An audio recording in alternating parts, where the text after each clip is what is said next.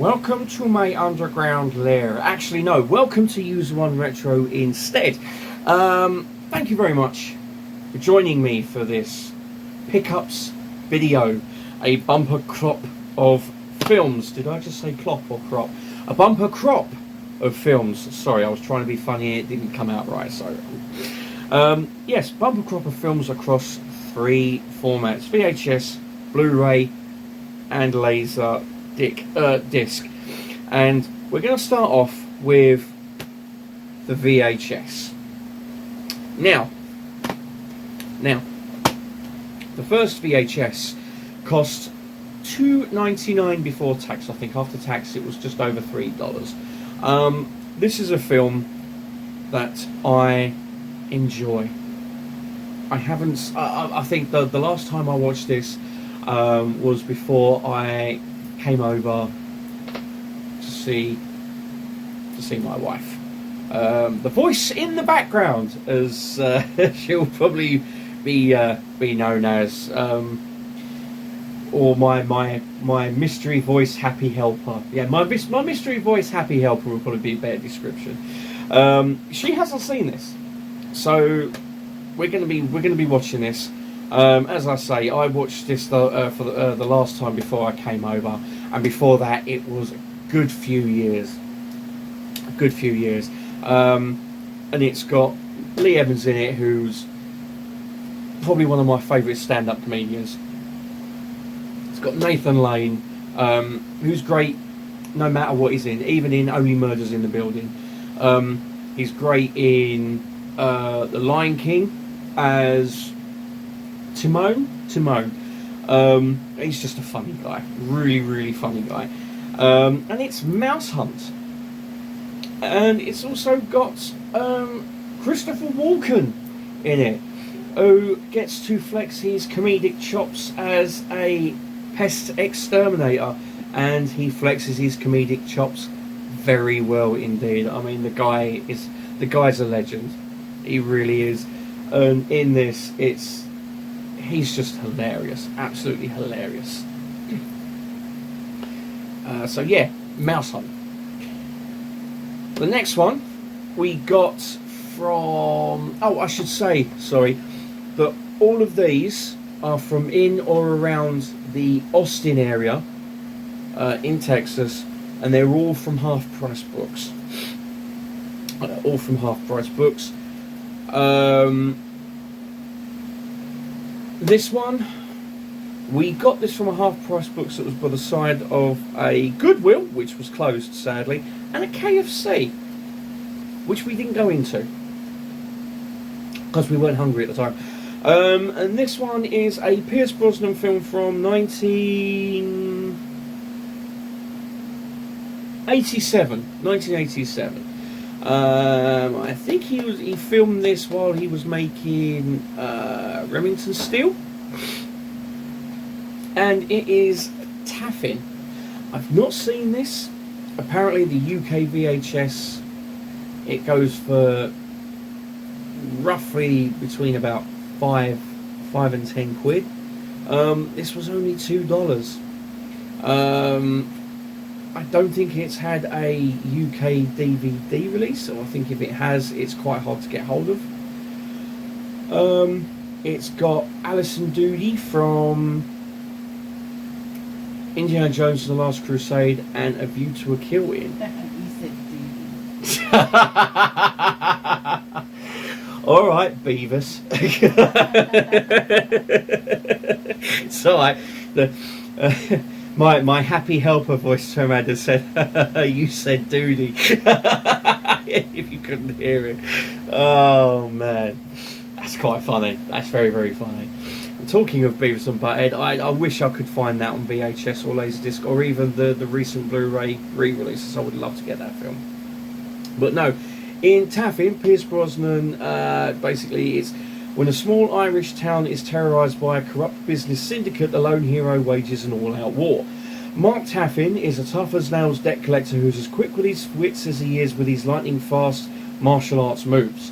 So when powerful, sprawly enterprises resorts to brutal tactics to silence townspeople who oppose the company's hazardous chemical plant, Taffin leaps to the citizens' aid. Battling savage assassins and ruthless executives, he takes on the enemy in one blistering confrontation after another. But as he prepares for the final showdown, Taffin uncovers a terrifying plot. A deadly conspiracy that may reach the highest echelons of political power. Ooh! This will be interesting to watch. I have never seen this film whatsoever, so I can't wait to see this. Oh, and apparently the music is by Hans Zimmer, who does the music with Stanley Myers. But Hans Zimmer, really amazing. Oh, I never knew that. Yeah, it'd be interesting to watch that as one of Pierce Brosnan's early films. Interesting indeed. So, the next two were bought the same time as the first two laser discs that I will be looking at in the same half-price books. Well, bought from the same half-price books, and it was the first half-price books that we went into. But when I saw these VHS after looking at the laser discs, I thought, "Yep, I've got to get these." I'll move on to laser discs in a minute. You know, the first VHS is a sequel to one of my favourite films.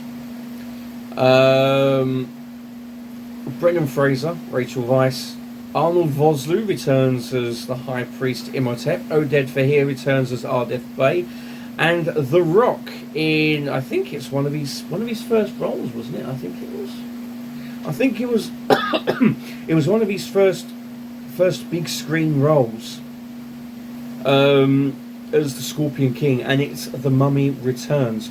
Now, while the first film is an out-and-out classic, this one, while not as good as the first, it's still a good fun film. There are still some funny moments in it, and it is a good film to watch. It really is a good film to watch. Great spectacle, really great spectacle. The second VHS pickup from this half-price books, and the last VHS overall, is a Jet Li film I haven't watched for a while. I've got the German Blu-ray back in the UK. I did have the Columbia TriStar DVD when it first came out, but I got rid of it for some strange reason, and I wish I never. But it stars Jet Li. It's got Delroy Lindo, Carla Gugino, and also Jason Statham sporting a very dodgy American accent. And it is the one. And it's basically, imagine that there are parallel universes. Imagine that someone has escaped one and is roaming the streets of your city. Imagine that he has come to eliminate you, and imagine that he looks exactly like you. The only thing it's missing is imagine all the people from the John Lennon song. And it's got, from the director of Final Destination, James Wong, comes a wild, action-packed trip to the future starring international superstar Jet Li in an incredible dual role as a police officer in a fight for his life, and a universe-hopping assassin obsessed with terminating it. Also starring Delroy Lindo, as I said, Carla Gugino, as I said, and Jason Statham, also, as I said, and loaded with explosive action and jaw-dropping effects beyond your wildest imagination. Now, it's on for about an hour and a half, I think, in the UK, because of how speed up, it's only on for about 85 minutes, but while it lasts, it is a great film. Really, really great film. I haven't seen this for donkey's years, and I did enjoy it the last time I watched it. I mean, seeing Jet Li in dual roles as a good guy and a bad guy who's basically traversing all the different multiverses, killing off different versions of himself to make himself stronger. And then finding that the last one is a copper who's also getting stronger as well, and he's got to fight against him. And great film all round. If you can get past the dodgy American accent. Now, the first of the laser discs overall And the first Laserdisc from this store is the third film in the series. It's not as good as the first two. It's okay. It's not a bad film. It's not a great one either. It'll do as a time waster. And if there's nothing else on that you fancy watching. And it's RoboCop 3. Robert John Burke takes over the role as Murphy from Peter Weller, who was doing Naked Lunch instead. Not going to lunch naked because otherwise he'd get arrested. But the film Naked Lunch by, I think it was either David Lynch or David Cronenberg. Probably leaning more towards David Lynch, I think. So yeah, he wasn't available for this film. Nancy Allen returns as Lewis. Rip Torn steps into the OCP CEO's shoes, taking over from Dan O'Herlihy, and being basically over the top. And directed by Fred Decker, who directed the Monster Squad and Night of the Creeps. Also written by, story by Frank Miller, who wrote RoboCop 2. As I say, it's not a bad film. It was released right at the end of Orion Pictures' life, as I think they were in bankruptcy proceedings when they made it, and I think it sat on the shelf for about a year until they could actually get the money to release it. But it was watered down to a PG-13 here in the US, and in the UK it was 15 rated. That obviously harmed it because they took out the violence. So obviously, while people did get shot, there wasn't claret flying everywhere like the ocean, you know. There wasn't the absolutely biting political satire of the first two. And it was, as I say, it was basically watered down for a PG-13 rating, so it would appeal to everyone. But it's watchable. It's watchable if you can get over some of the bad parts. There's some good parts in it, like him having a jetpack, you know, and the inclusion of the robotic ninjas. Although it was a good idea, it wasn't handled that well. But that's just what I think. But for $5.99, it's a good addition to the collection, and it's a film that I will watch from time to time if I can't be asked to put anything else on. Now, talking about films that are okay, this was the film that apparently sank, if you pardon the pun, Carol Co. It was either a choice of doing this film, or I think it was The Crusades, starring Arnold Schwarzenegger and directed by Paul Verhoeven. They chose to do this one instead, sunk the money into this, and as I say, it sunk without a trace. And it was critically panned as one of the worst films ever made. It was okay in my mind, although I only saw the first hour. It was okay. And it was Cutthroat Island with Gina Davis and Matthew Modine. Gina Davis, I think at the time, was married to the director Rennie Harlin. I don't know if she's still with him now or not. I don't know. I don't think so. But it's also got Frank Langella as well, who chewed the scenery in Masters of the Universe as Skeletor, and he was fantastic in it.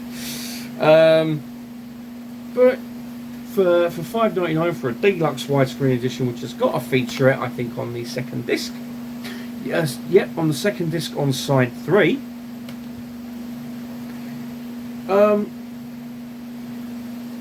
It's, well, not a bad condition copy. I think we've got this already, but it's not in as good condition. I think the discs are marked, like heavily marked, and the cover is not in good condition. But you know, we weren't going to pass it up. Not for $6. Now, the last 4 laser discs are from the last half price books that we went to. which is Round Rock, which is on Interstate 35. Sorry? North of Austin. Thank you very much, helper voice in the background. Yeah, we went in there and thought it'd be one of the last places we looked. And we saw these, and these were the pick of the bunch. The other ones we had, or some of the ones that we didn't have, they looked atrocious. There was marks all over them and whatnot. Oh, talking about marks, the place where we got the first half price books we went to, where I got these from, they did have a copy of Philadelphia Experiment 2, which I was tempted to pick up because it's not a bad film. It's okay as a sequel, but the disc was very heavily marked, which is a shame, as it's the first copy I've seen of that on Laserdisc. As I say, it's not a bad film, not a bad follow-up to the classic original, written by John Carpenter. But no, this first one is based on the novel by Michael Crichton. It's not Jurassic Park. It does feature animals though.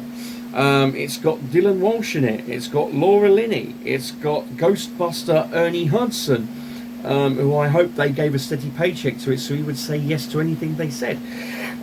It's got Joe Don Baker in it. And it's also got the always watchable Tim Curry, who elevates this film from shit to watchable. And it is Congo. And it's also got music by the late, great, much missed Jerry Goldsmith, who done, as I've said in my Star Trek the Motion Picture video, done the music to that film, and it's my favourite soundtrack.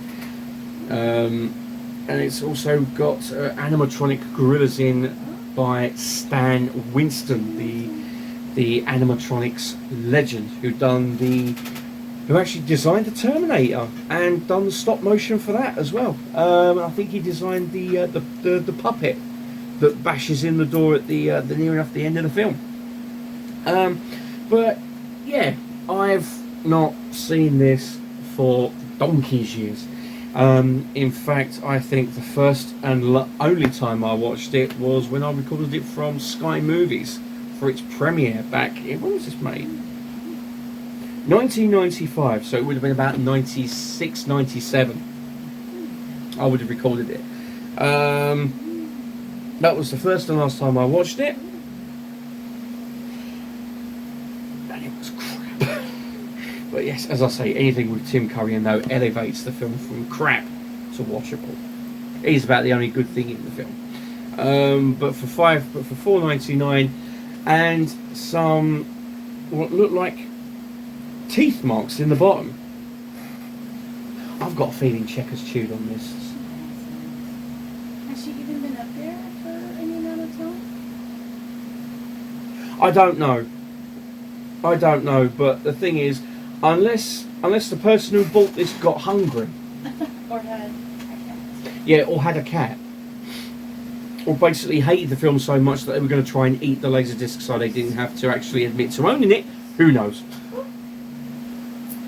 But the next one, the second one from this last batch of Laserdiscs, has got Bridget Fonda, Campbell Scott, whoever the hell that is, Kyra Sedgwick, who's married to Kevin Bacon, and Matt Dillon, not Marshall Dillon, otherwise they would have had to dig him up and put him on strings. And it's called Singles, and this has got a soundtrack which has got heavy hitters such as Pearl Jam, Alice in Chains, Paul Westerberg, Soundgarden, Screaming Trees, Chris Cornell from Soundgarden, Smashing Pumpkins, not the Smashing Blouses, Mudhoney, Mother Love Bone, I bet she does, the Love Mongers, and Jimi Hendrix. So not a bad soundtrack, I must admit. And I think this is set in, didn't you say before you said about this film it was set in Seattle? Yep, set in Seattle, which was where grunge first came about, first exploded on the scene there with what was it called? Pop something Records, I think it was, from that documentary. I can't remember, but Yes. I mean, I've never seen this, but the happy helper voice. My wife has actually said that it's a great film, so I'm looking forward to have a go at this. Oh, it's in widescreen. Oh, it's also got 2 favourite outtake scenes as well after the film. Interesting. Outtake number 2, Bailey's French Club Fantasy. That'd be interesting to watch that. Interesting to watch that indeed. Since, as I say, I've never seen it. The third film has got Steve Martin. It's got Martin Short. It's got Diane Keaton. It is Father of the Bride. Every other copy we've come across of this in many of the other half-price bookstores in the Fort Worth area have been dog-eared, manky, scuffed. Basically, they look like they've either been used as frisbees, as chew toys for dogs, or they've been used for clay pigeon shooting. But I mean, this is the best copy that we've seen for $6, and we thought, why not? Because, as I say, I'm getting more into Steve Martin's films. I think he's great. I love Martin Short. He's great no matter what he's in. As I say, especially with those 2 in Only Murders in the Building. I can't wait to see that. I really can't. Now, the last Laserdisc overall, and the last Laserdisc from this batch, it's a Bond film. It's a Roger Moore Bond film. I think it was his 5th Bond film, because I think he done 7 overall. 1981, and it's For Your Eyes Only. It's got Julian Glover, who played General Veers in Empire Strikes Back, and the Grand Meister in Game of Thrones recently. It's got Lynn Holly Johnson in it, who was in The Watcher in the Woods from Disney. That's another great film. Really is a great film. If you can get hold of the Region 1 DVD or for cheap, get it, because it's got some great alternate scenes on it that basically transform the film. Even the Disney Club Blu-ray has got some alternate scenes on it. It's also got the alternate opening as well, which is a bit more creepy.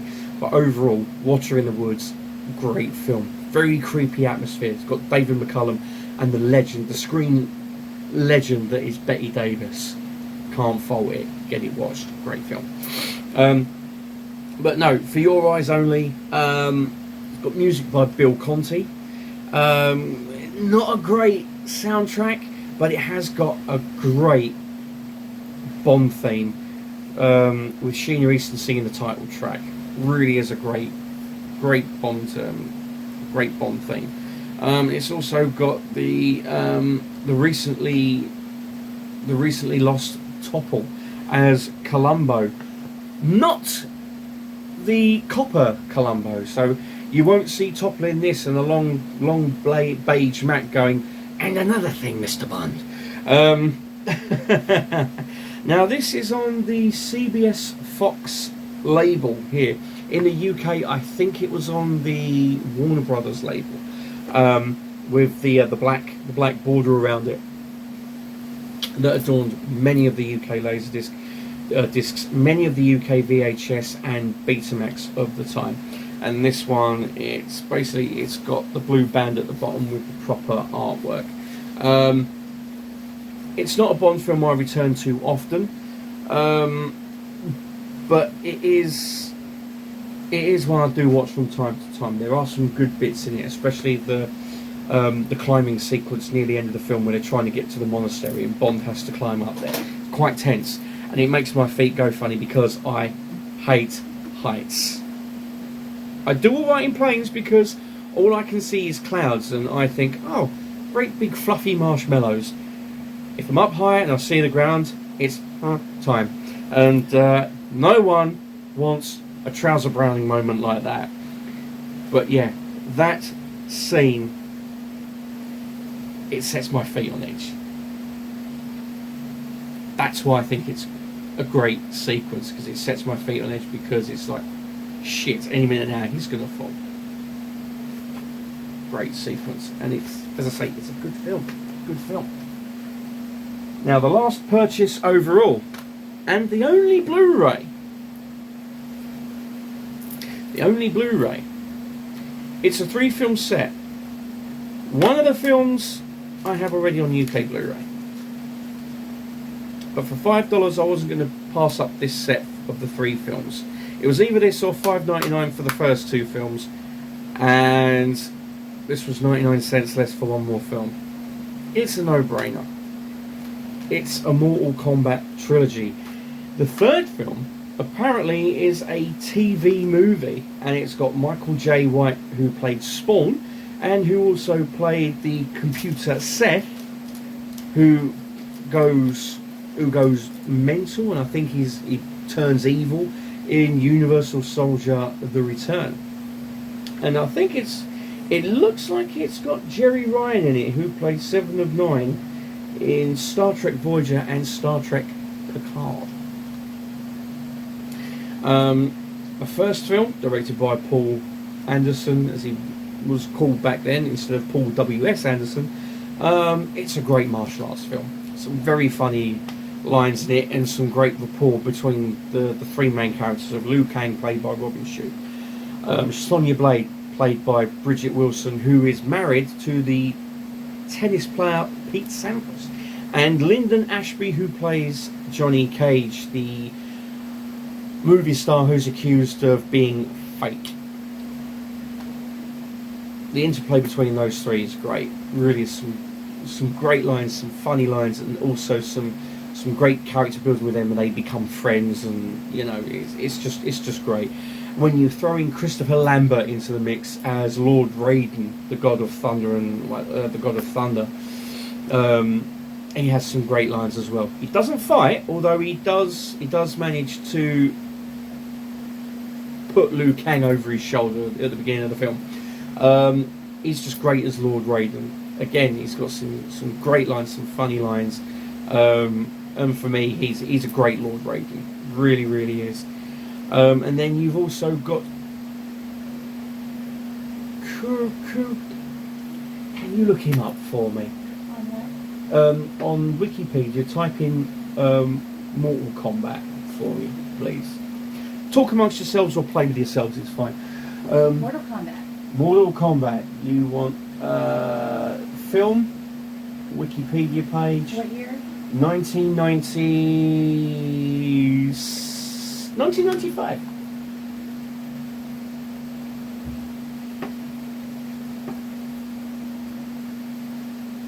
Alright. Who are you looking for? Carrie, that's it. Hiroyuki Takawa? That's it. Kariyuki Takawa. There you go. He plays Shang Tsung. That's it. He plays Shang Tsung, the sorcerer. Chewing up the scenery like Homer Simpson eating ham. He's great in the role. Really is. Yeah. And sandwich.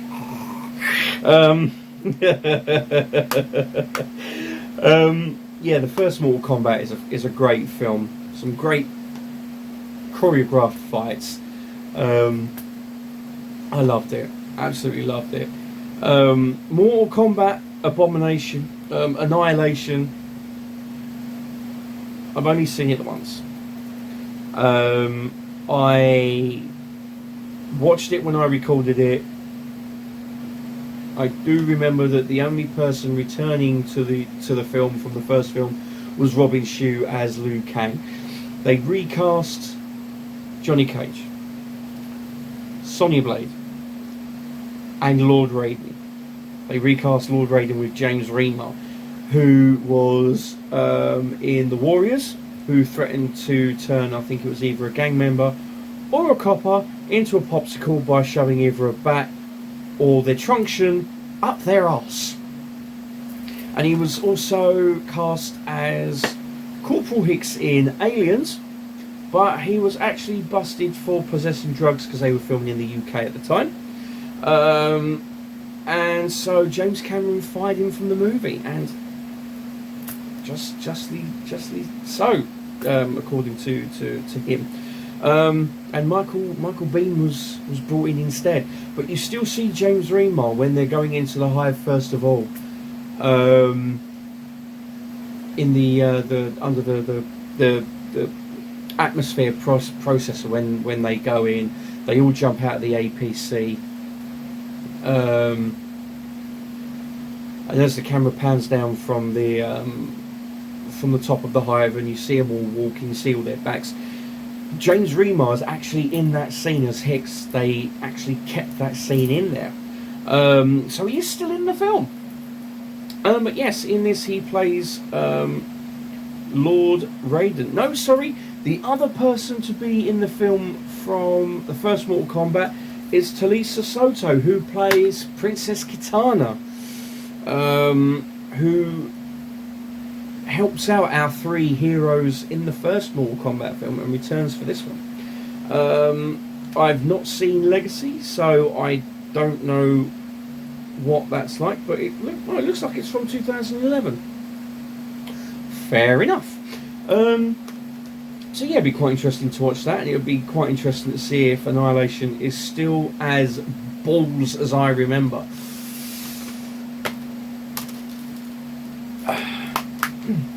So we will soon find out. Anyway, that was the last of the pickups, and that, I'm afraid, is the end of the video. I hope you enjoyed taking this trip through all these purchases with me and listening to my inane waffle, as much as I've enjoyed waffling on. I hope you join me for the next episode. I have no clue what it's going to be about, so it's going to be as much of a surprise to you as it is to me what it's going to be. Yeah, I hope you enjoyed this video. If you did, then please consider subscribing, liking it, sharing it far and wide to wherever you are. And as I say, I hope you'll join me for the next video. So until then, please take care of yourselves, look after one another, and I hope that you had a fantastic Easter. And if you're in the UK, I hope you have a good Easter Monday. In the US, I hope you have a good Monday, because Easter Monday doesn't exist here apparently. And if you did enjoy Easter Sunday, I hope you didn't eat too much chocolate. And if you have and you're sick, then you've only yourself to blame, and you should have shared some with me, you greedy swines. So, until the next video, goodbye for now. And I hope it's recorded this time.